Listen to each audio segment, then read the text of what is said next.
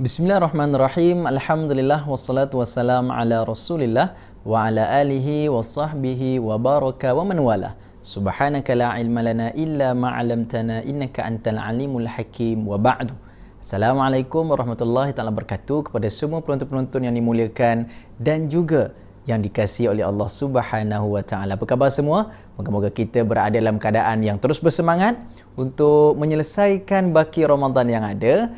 Nak sambut raya tak ada masalah. Semangat dengan lagu raya pun tak jadi salah. Cuma ingat, jangan kita sia-siakan bulan Ramadan yang ada. Jadi macam mana kita nak manfaatkan bulan Ramadan yang masih lagi berbaki? Kita tuntut ilmu lah. Sebab berkongsi ilmu, dia menjadi satu perkara yang cukup besar manfaat dia dan menjadi sedekah yang paling utama. Sedekah ni juga adalah berkaitan dengan berkongsi ilmu. Jadi kita nak sharing apa sahaja kebaikan yang boleh kita dapat. Baik, hari ini saya nak sharing berkaitan dengan apa perkara yang menyebabkan Nabi SAW dimuliakan dan diangkat menjadi kekasih Allah Subhanahu wa taala. Antara perkara yang menyebabkan Nabi SAW dimuliakan, yang pertama kerana Nabi ini adalah satu insan yang cukup bersederhana dalam kehidupan. Rupanya bersederhana dalam kehidupan ini adalah menjadi satu perkara yang membuatkan Allah Subhanahu wa taala menghidupkan rasa cintanya dengan Nabi SAW. Dan begitu juga dalam Al-Quran, Allah Taala menekankan dalam juzuk yang kedua. Kata Allah Subhanahu wa taala, "Wa kadzalika ja'alnakum ummatan wasata." Iaitu maksudnya, dan sesungguhnya kami jadikan kamu umat yang pertengahan, umat yang sederhana dalam kehidupan. Maka sebab itu Nabi SAW juga menekankan tentang bersederhana, kesederhanaan, zuhud, supaya kita tak berlebih-lebih ataupun menjadi orang yang taghut, orang yang melampaui batas dalam kehidupan. Maka sebab itu Nabi sebut khairukum, sebaik-baik di kalangan kamu, ataupun yang menjadi pilihan dalam setiap kehendak kita adalah mesti perkara itu bertitik tolak kepada sederhana. Maka kalau nak makan, kena bersederhana. Nak tidur, kena bersederhana. Nak bermewah, kena bersederhana. Nak menghidupkan kegembiraan, nak gelak pun kena bersederhana. Nak menangis, nak sedih pun kena bersederhana. Maksudnya apa? Sebaik-baik perkara dalam hidup ni mestilah ada kesederhanaan. Maka macam mana nak wujudkan kesederhanaan ini?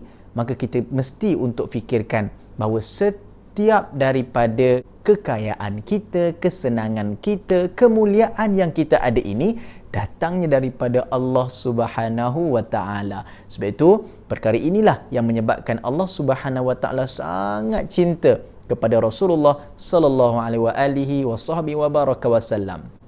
Tuan-tuan, puan-puan, ibu ayah yang dimuliakan, perkara yang paling penting dalam hidup kita ini bukan kerana kita memiliki segala-galanya dalam hidup. Tetapi apa dia? Kita memaknakan dan juga menghargai apa yang kita miliki. Kalau kita nak tengok segala apa yang dimiliki oleh orang dalam hidup ini, kita takkan puas. Perut kita takkan kenyang. Mata kita takkan berhenti untuk melihat nikmat, sedap, kaya, seronok orang lain. Tetapi bila kita melihat apa yang ada di sekeliling kita, apa yang kita miliki hari ini dan kita hargai, kita syukur, maka ketika itu Allah Ta'ala akan tambahkan lagi nikmat dan juga Allah Ta'ala akan tambahkan lagi kebahagiaan atas sebab kita menghargai segala nikmat, segala perkara yang Allah Ta'ala kurniakan kepada kita. Sebab itu tuan-tuan, puan-puan, ibu ayah, abang, kakak yang dimuliakan oleh Allah Subhanahu wa taala, Ramadan akan meninggalkan kita. Tetapi agaknya bagaimana untuk kita memastikan setiap amalan yang kita lakukan ini berterusan dan nafsu kita dapat dijaga. Paling penting adalah kita meletakkan kesederhanaan. Kita letakkan satu matlamat, aku mesti bersederhana dalam hidup. Kita tidak akan menunjuk-nunjuk dan kita tidak akan mempamerkan kekayaan kita di khalayak awam semata-mata untuk mendapat puji-pujian contohnya. Tapi yang paling utama adalah bersederhana dalam hidup ini bukanlah makna kita kena berpakaian koyak raba, pakai kenderaan yang tidak bagus, duduk rumah yang tidak baik, tidak.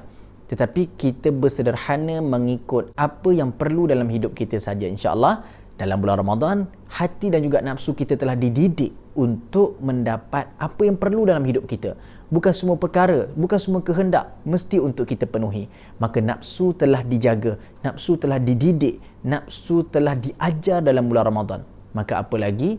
InsyaAllah, moga-moga keluar saja daripada bulan Ramadan ini, kita terus memastikan bersederhana dalam hidup itu dapat diaplikasikan dalam hidup kita selama-lamanya. Dan insyaAllah, dengan bersederhana tersebut, kita mencontohi Nabi SAW,